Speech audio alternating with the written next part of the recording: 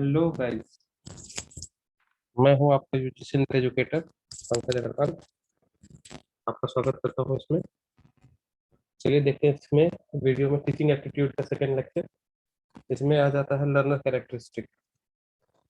Learner characteristic कहने का मतलब है कि एक लर्नर का क्या बिहेवियर होना चाहिए जो सीखना चाह रहा है। एक टीचर का बिहेवियर हम लोग इसके प्रीवियस वाले वीडियो में देख लिए। अब हम लोग को देखना है कि लर्नर का क्या बिहेवियर होना चाहिए, मतलब कोई सीखना चाहता है या सीखने वाला अगर बंदा है तो उसका क्या बिहेवियर होना चाहिए, इसमें इस वीडियो में हम लोग देखेंगे। चलिए देखते हैं। A learner A learner is someone who is consistently learning. Simple सा मतलब है जो सीखना चाहता है उसी को लर्नर कहते हैं। We all are the learner at the some or the other time in our daily life. अगर हम मुझे हमें सिखा के गया तो मैं एक लर्नर हूँ, जो सिखाने वाला है वो एक टीचर है। अगर मैं किसी को सिखा रहा हूँ, मैं एक लर्नर टीचर हूँ, सामने जो सीख रहा है वो लर्नर। तो हर कोई हर किसी भी पॉइंट ऑफ टाइम में एक लर्नर भी है, एक टीचर भी है, हो सकता है। A learner is a particular time is that person who is learning about a particular subject। यहाँ पे दूसरा डेफिनेशन भी दिया हुआ है। एक लर्नर क्या है?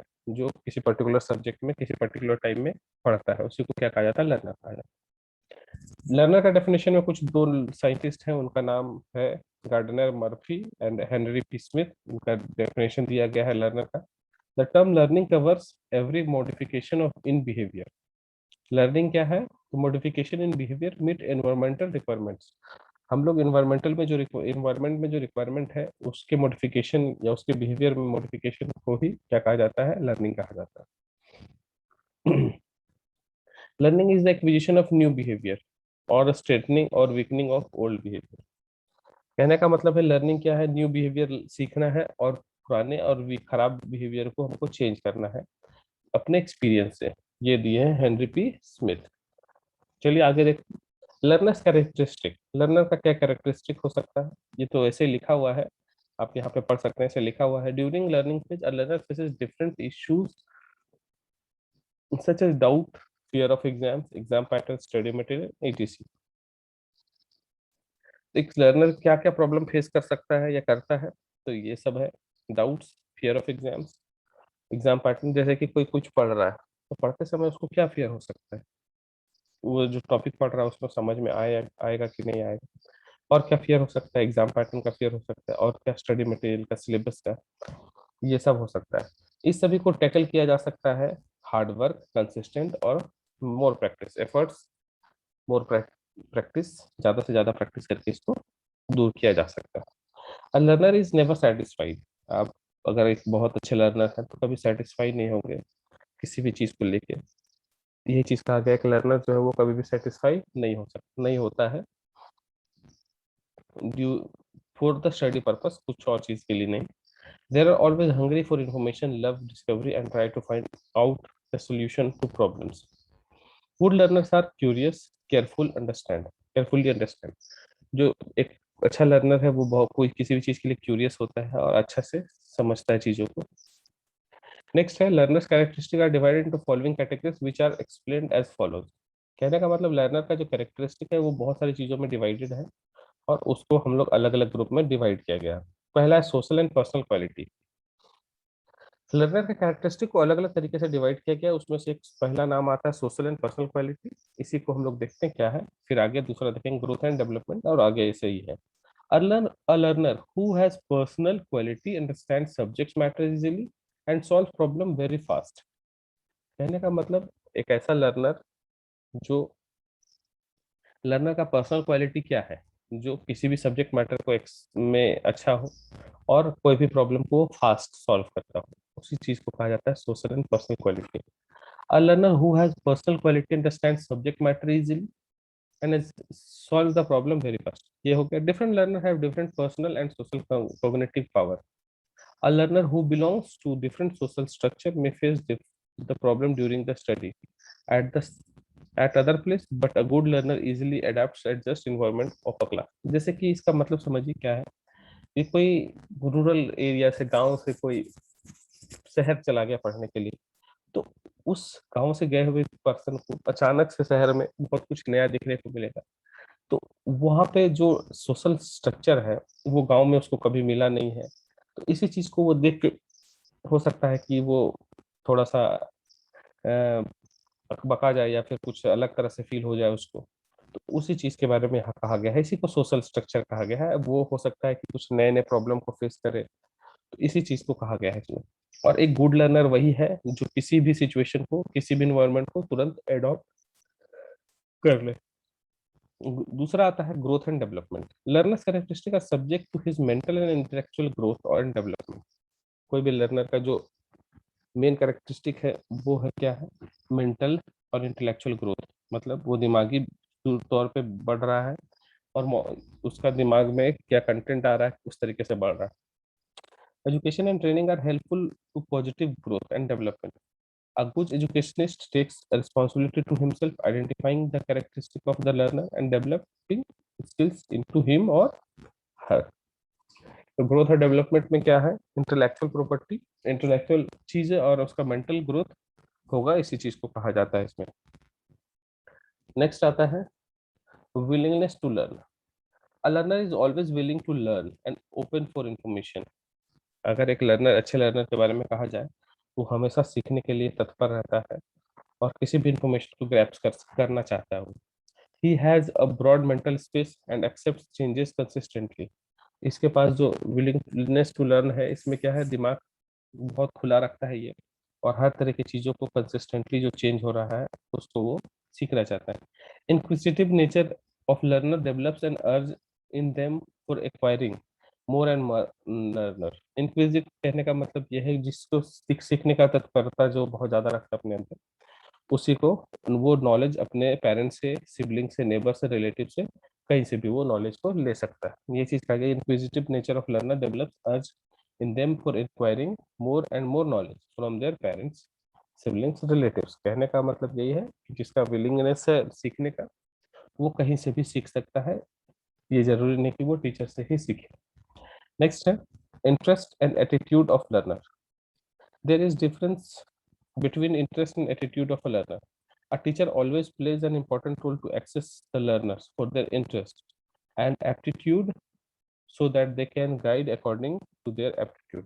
कहने का मतलब इंटरेस्ट भी कोई चीज है। अगर कोई टीचर से पढ़ा रहा है और स्टूडेंट इंटरेस्ट नहीं ले रहा है, तो वही चीज कह रहा है कि there are difference between interest and aptitude. A teacher to always teach plays an important role to access learners of their interest and aptitude so that they can guide according to their aptitude. तो teacher किस से यहाँ पे आ गया role, यहाँ पे कि learner के इंटरेस्ट के अनुसार पढ़ाया जाए, लर्नर को जिस तरीके, जिस फील्ड में इंटरेस्ट हो उसी के एग्जाम्पल के साथ उसको समझाया जाए, जिससे वो जल्दी से चीजों को अडॉप्ट कर पाए। नेक्स्ट है easily adjustment to change. Although it is not possible to every learner to adjust their situation, as a different learner has a different characteristic of adjustment. Some learn, कहने का मतलब है कि easy adjustment to change her learner के लिए possible नहीं है। हर एक लर्नर का अलग अलग सिचुएशन, अलग अलग कैरेक्टरिस्टिक होता है जिससे वो एडजस्ट कर पाता है। सब learner easily adopt classroom environment and some feel uncomfortable in classroom environment. कुछ लोग साई होते हैं, साई बिहेवियर होता है, कैरेक्टरिस्टिक होता है स्टूडेंट्स का। और क्या होता है कि जब भी कोई टीचर कुछ समझा रहे होते हैं तो स्टूडेंट पूछने में शर्माता है। तो इसी तरीके की चीज को क्या है, easily adjustment of class changes. लेकिन वही स्टूडेंट अगर अकेले टीचर से मिल जाए तो वो टीचर से क्वेश्चन पूछ सकता है, पूछता है, फिर वो साई फील नहीं करता। तो ये चीज है, हर एक लर्नर का अलग अलग बिहेवियर होता है और वो कुछ क्लासरूम एनवायरनमेंट को अडॉप्ट कर लेते हैं, कुछ नहीं कर पाते। हाँ, अगर लास्ट लाइन में कंक्लूड किया गया, so a good learner should adjust according to the situation.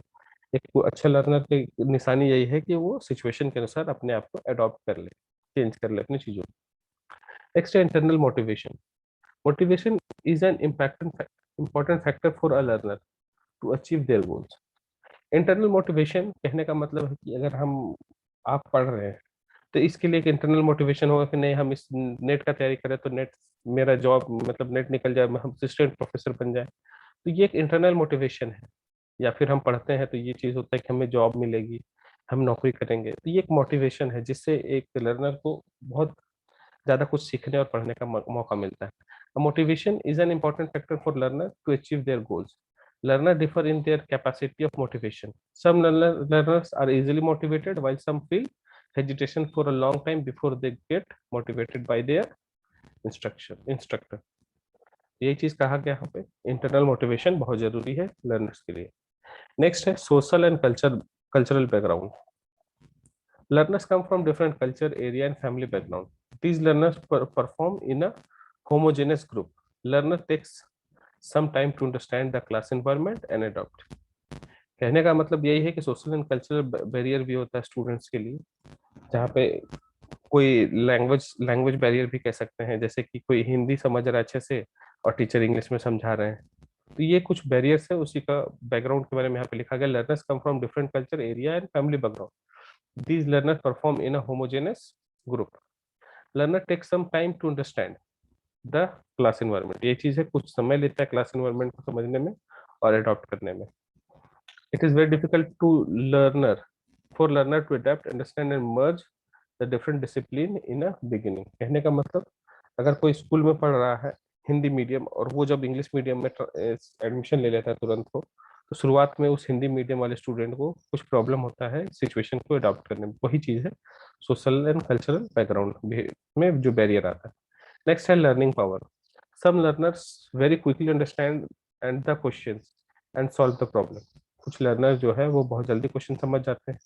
If the learner solve the problem easily, it means the understanding level of learner is high as compare to another person who takes more time to understand and solve the problem. कहने का मतलब learning power, हर एक student का जो learning power होता है, capacity होता है, वो अलग होता है. कोई एक बार चीजों को पढ़ के बहुत देर तक याद रख सकता है, कोई बार बार पढ़ता है फिर भी एक बार याद नहीं रख सकता. तो इसी चीज को डिफरेंट होता है लर्निंग पावर सबका, उसी चीज के बारे में इसमें कहा गया. नेक्स्ट है application of mind and creativity. All learners have different approach to their lives. Most of the learners accept what is taught to them, but there have many creative abilities. They have the ability to explore the things and think innovations. कहने का मतलब क्या है, application of mind creativity. हर एक learner का जो approach होता है अलग अलग होता है. Most of the learner accept what is taught to but there have many creative abilities. कहने का मतलब बहुत कुछ, एक टीचर हर चीज हर स्टूडेंट को इक्वली देखता है, बट हर स्टूडेंट के अंदर जो है क्रिएटिविटी अलग होता है, जिसकी वजह से वो अलग अलग चीजों को समझ सकता है, अलग अलग तरीके से उसको एक्सपेरिमेंट कर सकता है, अलग अलग चीजों को अप्लाई कर सकता है. इसी चीज को कहा गया application of mind and creativity. They have the ability to explore the things and think innovative. Next है nervousness. It is a natural ability of learner.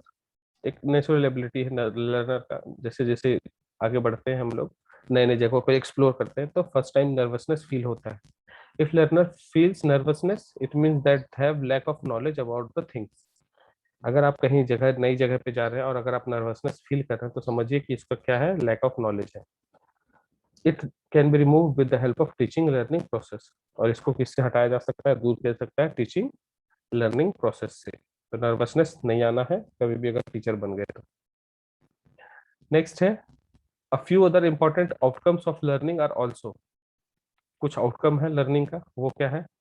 Learning is a blend of new और old learner. Learning क्या है, कहने का मतलब आप पहले से कुछ सीखे हैं, जैसे कि अभी ये वीडियो आप देख रहे हैं, पहले से कुछ ना कुछ आपके दिमाग में होगा, अभी कुछ हम बता रहे हैं, तो ये मिक्सचर है, ये कॉम्बिनेशन है ओल्ड और न्यू कॉन्सेप्ट का. It is helpful to develop learners as well as society. इससे क्या होता है, लर्निंग से क्या होता है, डेवलप होता है लर्नर और उसका सोसाइटी. नेक्स्ट है it enhance the purposeful ability of learner. Learner के एबिलिटी को पर्पसली क्या होता है, इंक्रीज किया जाता है, अच्छा किया जाता है और बढ़ाया जाता है, सुधारा जाता है. It helps the learner to adjusting to his environment. ये लर्नर को एडजस्ट करने में, एनवायरनमेंट में एडॉप्ट करने में चीजों को हेल्प करता है. It results in change in behaviour of the learner. Learner के बिहेवियर में चेंज होता है, जैसे कि एक जानकार पर जो लर्नर होगा और एक जो कम जानकार लर्नर होगा, उसमें से देखिएगा बिहेवियर में बहुत ज्यादा चेंजेस मिलेगा आपको. तो यही चीज कहा गया है, result in change in behaviour of learner. Learning is a product of heredity and environment. Learning क्या है, प्रोडक्ट है हेरिडिटी और इन्वायरमेंट का। तो ये चीज इसमें लिखा गया, ये है कुछ इंपॉर्टेंट आउटकम लर्निंग। इस वीडियो में इतना ही, मिलते हैं अगले वीडियो में। Thank you.